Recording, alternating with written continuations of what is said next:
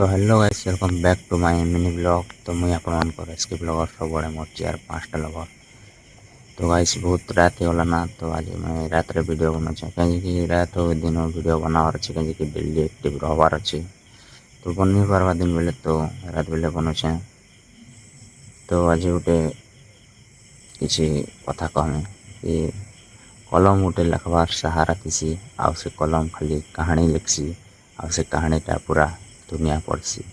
तो मोर भाई आमके भी एंता कलम एंता रहबार पड़वा। आमर दिल आउ दिमाग संगे निजके कंट्रोल करवार पड़वा। कहीं आमर दिल जाना जो सेटा आमके कहानी